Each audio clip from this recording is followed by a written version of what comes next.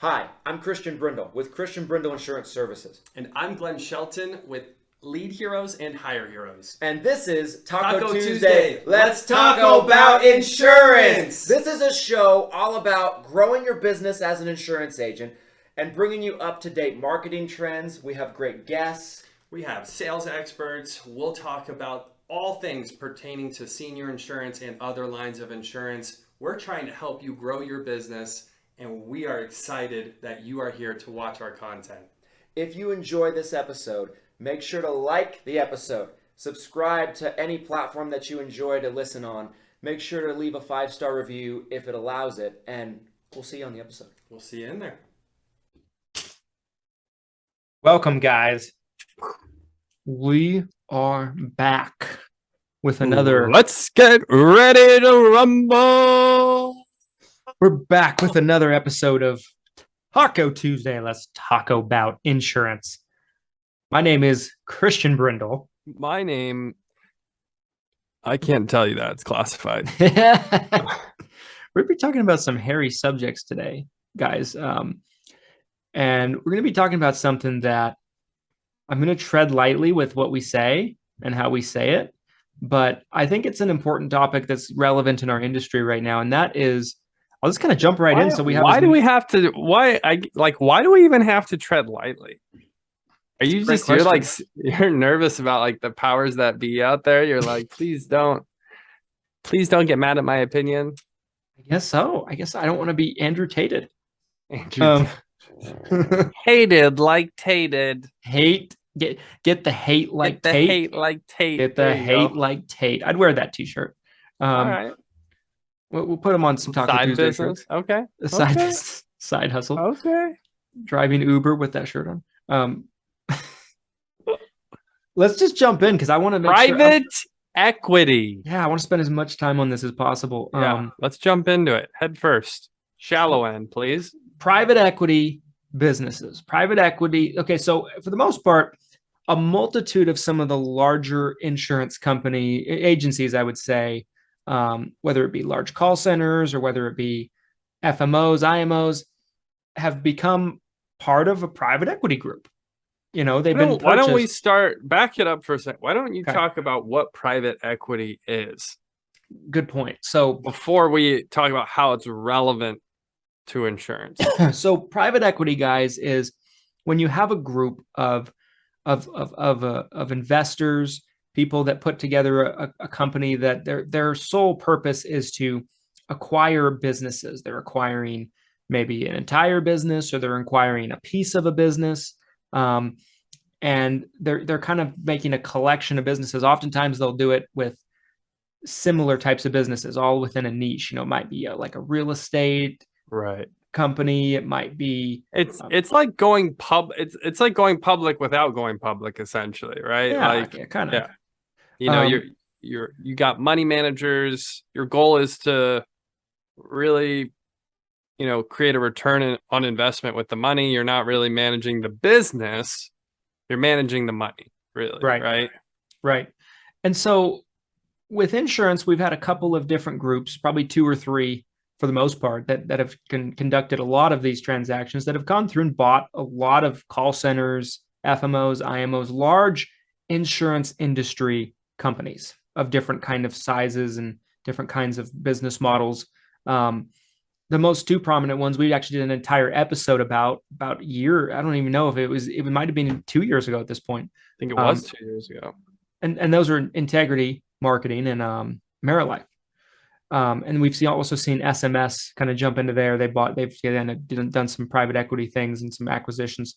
And so there's just been a little bit of, I guess, as some of these companies have acquired more and more FMOs businesses, and they've really started to grow, and it's just almost gotten to the point where probably 90% of the FMOs, IMOs you can contract with these days, if you're a Medicare agent, a final expense agent, are part of one of these camps.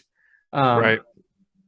There's been just this kind of debate that's come up as of late: is it good? Is it bad? Is it good for our industry? Is it bad for our industry? And I wanted to share my thoughts in it. And I know Glenn wanted to kind of share some of his perspective on it as well. I want to start with you on this, Glenn. What is your take on this as we've really seen it evolve? Because last time we talked about this on camera was 2 years ago. A lot has happened. Yeah, it was really before we knew a lot. It was kind of at the start of private equity really coming in. Yes. A lot of the transactions that have already happened of these big call centers, IMOs, FMOs, agencies getting bought, it hadn't happened yet. So it's changed quite a bit from when we discussed. It's almost kind of like an update to that in some ways, which I think is interesting. But yeah, I'll kind of share my opinion with you guys. So I think, like with anything in life, I think there's pros and cons. I think there's good things and bad things that have come from it. I think anybody who's kind of taken a singular stance that it's all good or that it's all bad, I think really both sides of that, you're full of shit, if I'm being honest. And I see bad actors on both sides, and they're bad actors because, guys, they're saying those things because they're trying to incite a point of view in you that gravitates you to them, essentially. And again, it's on both sides. There's people who are like, private equity, rah, rah, rah. Like, yes, you need to work with these giant companies. It's the only way to do it. And then you got people on the other side who are firmly against it because they think it's a bad thing. So I'll tell you kind of my thoughts. I think some of the positives are, we've seen, like on the technology side, I think we've seen some, I'll give you an example. I haven't actually seen it yet, but I saw that the mobile app for Medicare Center was announced, and it seems like it's a very helpful tool. And guess what, guys? And as someone at Hire Heroes, we have our own proprietary software, and it's just a small software project in the grand scheme of all the complex software out there. I don't know how much integrity's spent on that project, but I have a feeling it's not cheap. So that's a pro, right? That's a positive thing. Like, private equity comes in, they have a bunch of money they can spend to, make things more profitable for them. And that can be helpful for you as an agent, as an agency owner. You get to leverage the technology that they develop without having to pay the money to do it. So, on the negative side, I think competition breeds there's a reason that they have, monopoly laws, right? Where they try to keep businesses from cornering a market space, because competition, I think, gives you a diverse opportunity as far as choice goes, and it's good for the marketplace when there is competition. So I think the more agents and agencies fall into like one camp or one or two camps, you start to lose some of that competitiveness in the marketplace, and now there's less options. And I think that is a dangerous road. Yeah. And that's something that I was kind of fearful of at the beginning of all this. And I'd say I'm just as fearful now, is if we get to that point where it's, are you a Republican or are you a Democrat? Right? Yeah, it's like, there's no in between. You can't be anything else, right? You're either red or blue, right? Like, yeah. Hate that. And it feels like we're really close. Oh, yes. Right? Yeah. I think that's such a perfect analogy. Right? Because it's funny when the even the topic of the other side comes up to one of those two big camps, like the two big ones, right? Right. It's like almost like a personal offense. It's like, right. It's almost like you would be better off in their eyes, striking a deal with Satan himself. Like it's almost like unheard of. It's like, how could anybody you're with them? Like, what? It's like it's a political thing. Like, you voted for that. Yeah, this is what you voted for. We should ship you off to another country when whoever's in office is, in office. And so yes, it's like that. It's a lot like that. I think for me, I have a lot of the same thoughts as you. I feel like on the positive side of things. So I'll speak from the perspective of being a downline. of one of those groups. We were with our current FMO in some shape or form ever since I started in the business. And so I can compare the years working with them prior to the acquisition. That's a very valuable point of view to be able to look at it really from both sides. Yeah. And so I would say, one thing that we always had with this FMO IMO that we're partnered with, that we still work with today is, accommodation, good support, getting help with little things, quick responses, all of that stuff was always there. Transparency, which is so valuable. It's so hard to find these days. I really do believe that. On contract levels, just everything, the whole 9 yards. And we always had that. But when the acquisition happened, I remember hearing about it, and I'd never heard of Integrity before.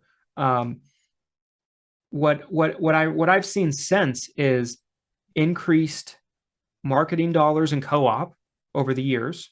Things are a little crazy right now with all the new regulations, but for years we've seen an increase of the availability of co-op money for years. Coming since then, technology tools like Medicare Center. Medicare Center is such a freaking dope tool. It really is, guys. Like, have you used the app yet, out of curiosity? No, I haven't. I need to download it and get in there and kind of mess with it. But I know, like, the tool in and of itself, we use it in our office constantly, all the time. Dude, that would be a great video for your channel. Oh, that's a good idea. So downloading the app and doing like a reaction. Yes. Okay. You're welcome. We're gonna do that. We're gonna make You're that welcome. happen. Yes. We are 100% gonna make that happen. But also the call recording tools. Yeah. There seems to be a lot of increased tools and technology that is being made available to all contracted agents under that umbrella that weren't available prior. Like when I started in the business, if you wanted CSG actuarial, for example, and you wanted it nationwide, it'd probably be $100 to $150 a month. If you wanted it in one state, it might be like $20, $30 a month, something like that, right? Right. It's now that's like unheard of to pay for it. It's free. Medicare Center has it included. Medicare Center has Sunfire included. Medicare Center has Connecture included. Most FMOs, IMOs, nowadays, it's almost like a principle that they'll provide it to you, but usually they'll just give you Sunfire and CSG or Connecture and CSG. That's what most of them do. Integrity, FMOs give you all of them. And just with the level of integration with it, it's not cheap at all. And so the technology tools has been huge. Their Turning 65 locator is a great tool. It's really cool, free to the Integrity agents. Now they have Lead Center. Lead Center is where, Integrity uses their marketing companies and their marketing company internally to generate leads, and they sell them to agents at cost. I just bought one the other day. It was like $6. And all of this stuff they're doing is to support the agents. So from a downline perspective, I have seen nothing but positives since the acquisition was made. Now, some people will take a look at it and say, okay, what's the long-term game? Is it to go public? Is it to sell? Is it to do this? Is it to do that? Probably. It's private equity. They are trying to make money on money. I mean, they're here for an ROI, just like really all of us are, right? 100%. And so, and I think what you said earlier was spot on. It eliminates competition. It makes it to where, there's really two camps. Maybe there's a distant third. Going back to the political analogy, it could be the independent party. The libertarian. That's it. Yeah, the libertarian party. But it's like, but there's never going to be a libertarian president. Well, think about ride sharing, right? There's Uber, and then there's Lyft, and then there's everybody else, right? Yes. It's the same thing. It's kind of in the senior insurance space. We've got this 1, 2, and everybody else situation. So tell me more about the possible negatives, or maybe things that you're already seeing that are a negative because of the situation with private equity. I mean, I've heard of like some people in the space make allegations that like a lot of these big call centers out there that are abusing rules, abusing regulations, part of the reason they're able to get away with that is because of some of these big organizations, and they behind the scenes support and fund and assist, and that's kind of where all these new rules and regulations are coming down on everybody. That there may be some truth in that. I have no idea. Who knows? But I don't know. I think to me that's just speculating. It's just like it's such a speculation thing. It's like to me it's almost like conspiracy theory like. I feel like anytime you're dealing with private equity groups, there might be some things behind the scenes that maybe are not so they're not so forthcoming about, and there might be some things like that. I definitely do believe that if we get to a point where, both of those big parties want to, let's say they absorb 99% of the market, right? And there's almost nobody that can compete with them, then they can dictate terms and what's customary. Right. So that's the concern, right? That's my number one concern. I mean, just like with any monopoly that we've ever seen in history before, right? Where all of a sudden they can start price fixing. What if Integrity and AmeriLife behind the scenes did a handshake deal where they were like, hey, let's cut agent comp by 30%. And they're essentially price fixing because it works for both of them. Yep. Because where are you going to go? You can't get all of these tools. You can't get all of this marketing money, right? Whatever it is, you can only get that if you fall into one of these two private equity camps. And now it's like, well, what do I do? So a lot of that, though, has yet to be seen. So a lot of it is speculation, allegation, but it's still a concern of mine just because, again, I love choice. I love the free market. I love the diversity of options. When I came into the industry as an agent, there really wasn't the sort of private equity that, I mean, it's probably increased, I don't know, tenfold in the past decade. It really seems like it. Yeah. 100%. I mean, I think it's naive, like you said, to take a really hard stand one way or the other. Do I think it's a bad thing for the industry? So far, I would say no. So far, I think it's helped a lot of agents, from these, because what happens to an FMO or a company when they do a deal, right? They get access to far more capital and resources than they did before, which impacts everybody in their company. With several of these, their employees get stock options, like that. There's just some really cool things out there that, to me, I feel like is not something that any of these groups probably need to do, but they do, and so I feel like as of the day I'm actually saying that, if I would say, has it been a good thing or a bad thing for the industry? So far, I'd say it's been a good thing. Long term will be a good thing. We will see. But it's really just speculation. I just feel like to celebrate it unconventionally or to demonize it is flawed. And I think you just need to see it for what it is, and understand, like, they want to control agent distribution. That's what they want to do. They want to control agent distribution. And then the dangerous side of that is if, they might be, you never know if somebody's providing incredible support to be able to do that, to be able to get, to get in good with the, enough groups to do acquisitions. And then all of a sudden things change. We don't know yet.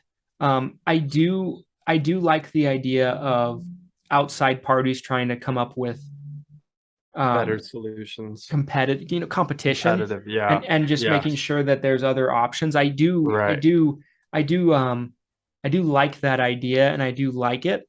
But I think when they're doing it while trying to tear down what some of these groups are doing, I just feel like that's the wrong way to go about it. Right.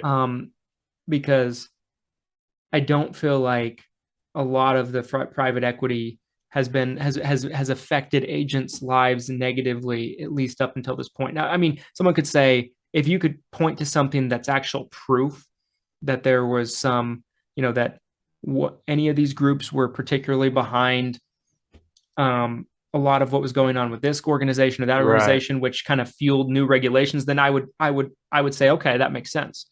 But is there facts behind that, or is it just like trying to paint a narrative to support someone's agenda? I don't know the answer to that. I mean, I think